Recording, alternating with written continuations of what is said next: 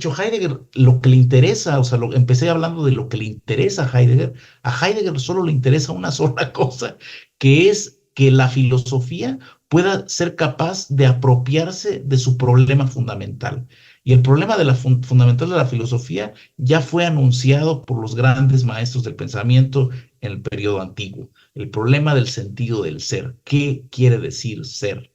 Sí, o sea, incluso la palabra, o sea, la pregunta explícita, ¿qué es ser?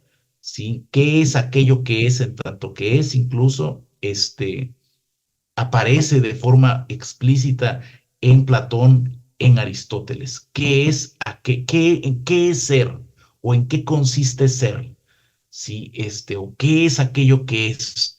O sea, que estas formas difíciles en las que se traduce o se intenta acercarse a esa expresión que encontramos en Aristóteles que dice Tito on, ¿no? ¿Qué es eso en lo que consiste ser? Y recordemos, además, con Aristóteles, que Aristóteles frente a Platón no solamente pregunta qué es ser, sino que se pregunta o se interroga acerca del ser a la luz de esta consideración cuando dice en la primer capítulo del libro Gama de Metafísica que aquello que es se dice de muchas maneras.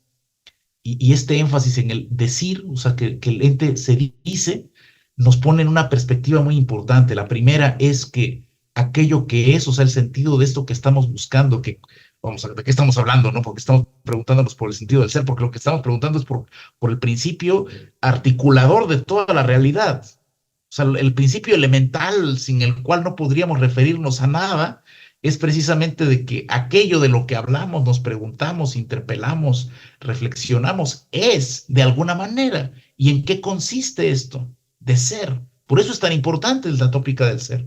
Pero Aristóteles, como sabemos, incorpora un elemento adicional que consiste en hacernos ver que esa dimensión del ser, o sea, eso que llamamos ser, no está en las estrellas, sino que se encuentra en el horizonte que nos permite comprender y de hecho ya lo sabemos de alguna forma. O sea, aunque no sepamos qué es el ser, nosotros sabemos algo acerca del ser porque usamos esa expresión todo el tiempo. Cuando decimos que, ¿qué es eso? Sí, por ejemplo, hoy estoy tomando un mate. Y alguien puede decir, ¿qué es eso? Alguien que no conoce, que inmediatamente pregunta, ¿qué es? ¿Qué está tomando, no? ¿Qué es esta cosa, no?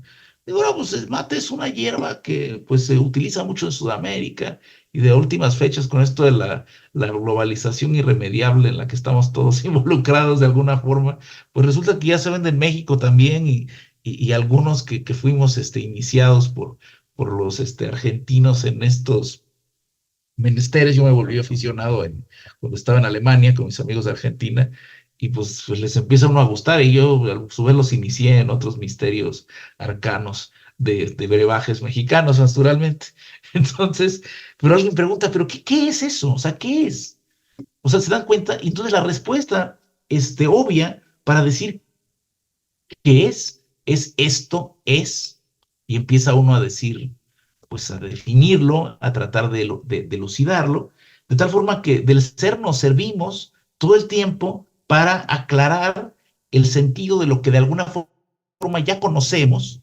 Y para que yo les pueda explicar lo que es el té mate, ustedes tienen que saber lo que es el té, ustedes tienen que saber que es una hierba, tienen que saber dónde está Sudamérica. O sea, de alguna forma ya se hace siempre la explicación sobre la base de cosas que ya entendemos previamente.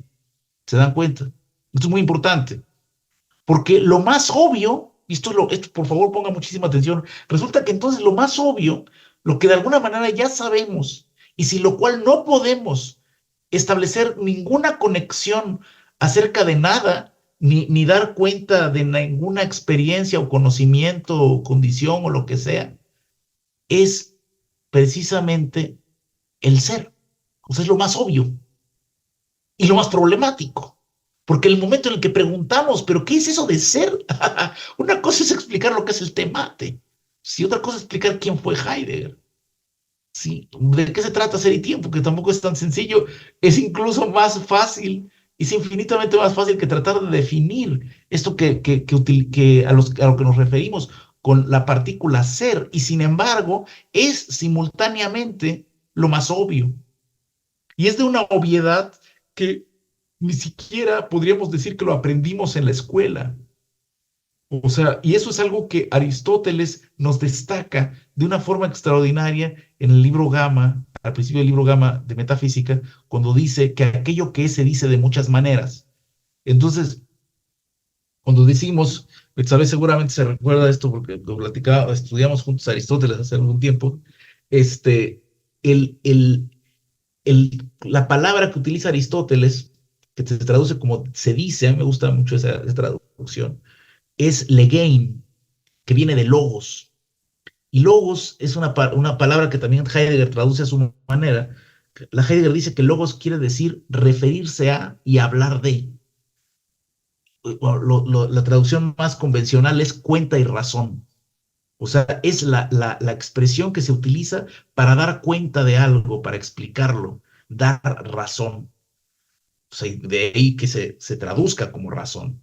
Que a Heidegger no le gusta esa expresión, esa manera de traducirlo, él tiene sus motivos, o sea, por qué se tradujo logos como ratio en la filosofía moderna particularmente, y de ahí nuestra palabra razón, pero bueno, tiene su interés, o sea, no obstante, porque nosotros en español también utilizamos la palabra razón, no solo en el sentido de la facultad cognitiva, que eso es lo que le preocupa a Heidegger, que se identifique logos con una facultad cognitiva, y pienso que tiene razón. El logos no tiene que ver con una facultad cognitiva para los antiguos, tiene que ver con una capacidad de hablar y de dar cuenta, ¿sí? Son lejón, que así es como describe, define Aristóteles al hombre, el animal que habla. Fíjense cómo la traducción aquí dicen el animal que habla. Otra posibilidad sería el animal dotado de razón. O sea, lejón tiene que ver con dotado de logos, y es la capacidad de hablar. Un loro no habla. O sea, el loro parece que habla, pero está en una protodimensión comunicativa incluso no estoy diciendo que no puedan comunicarse, o sea, comunicarse, hasta los gatos se comunican también.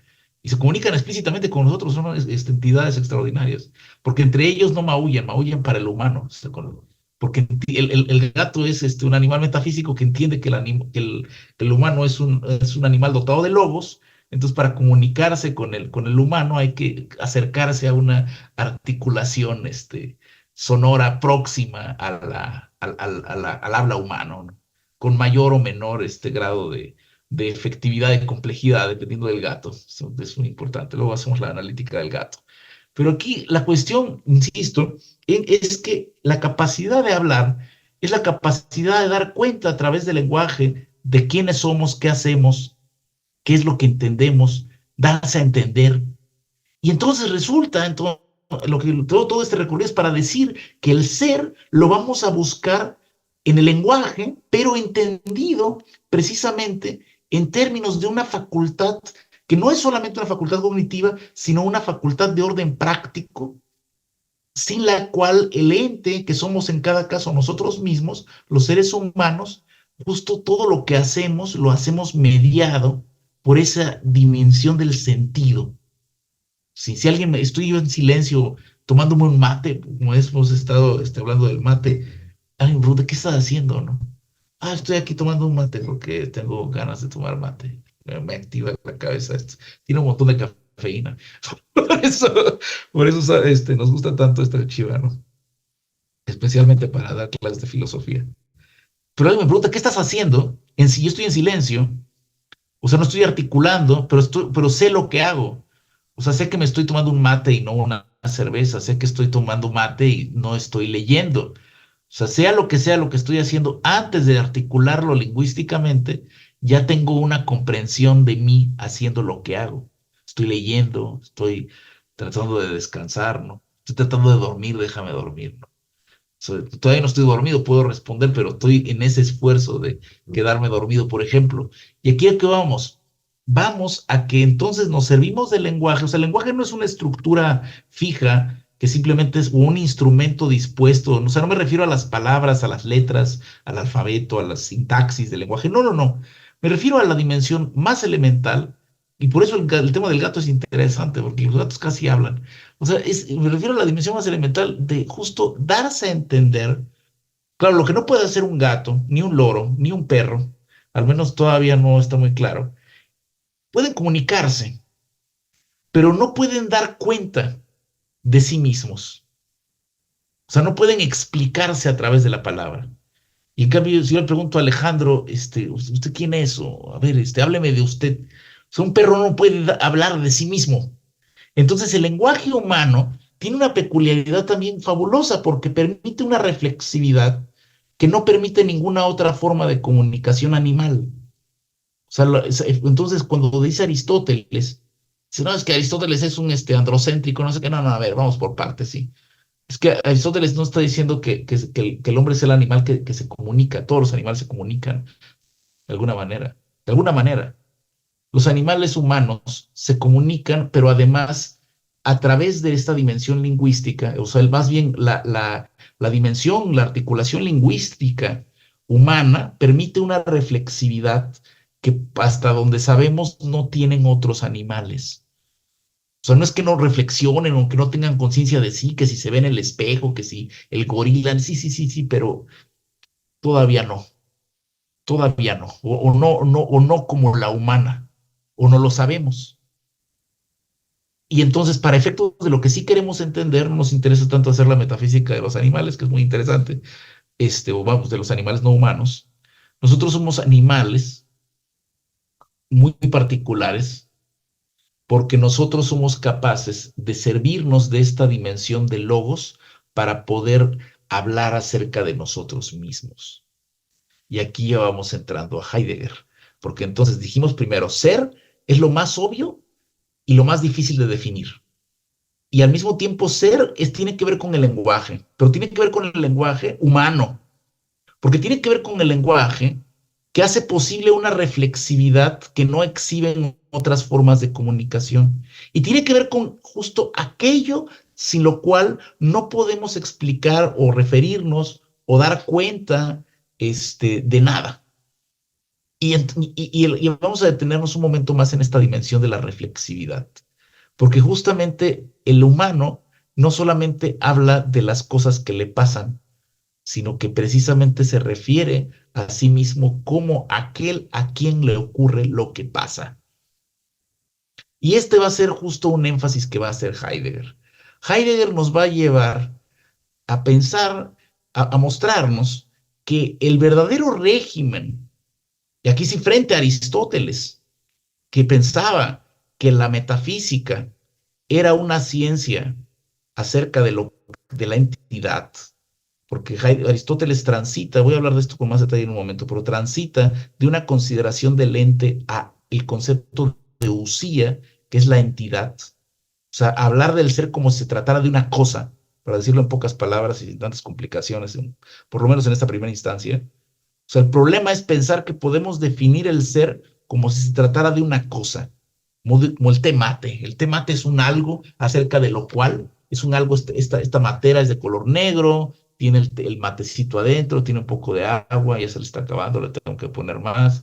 Tiene esta chiva que no sé cómo se llama, le llaman pajilla. Utilizan palabras, esos argentinos utilizan palabras muy raras para nosotros. Pero bueno, supuestamente pues tiene su configuración. El punto es que es algo, a pesar de que no sepa bien cómo, qué es y cómo describirlo, puedo referirme a ello a través de predicados. ¿Se dan cuenta? Cada vez que defino algo, necesito una substancia, una entidad, un sujeto y una serie de predicaciones. Y esa subordinación del ente a la estructura del juicio que permite decir sujeto y predicados es la condición sin la cual no es posible eso. No es posible eso, es precisamente asumir que aquello de lo que hablo sea un objeto, sea un algo acerca de lo cual, y sobre todo, y el lenguaje de Heidegger pueda tenerlo enfrente de los ojos, delimitado. El ser no tiene límites. El ser no lo tengo enfrente. ¿Cómo voy a poder definir algo que ni siquiera puedo darle atributos? Es grande, es pequeño, sí, brinca, salta, que huele, no tiene determinaciones de ese tipo.